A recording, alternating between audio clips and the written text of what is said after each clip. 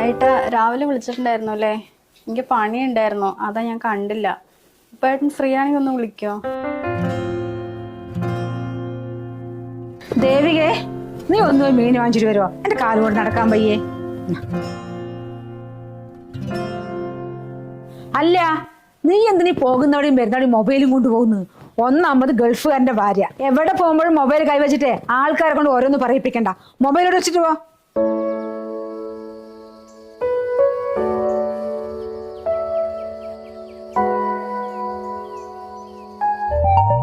ഇതാരാ അത്?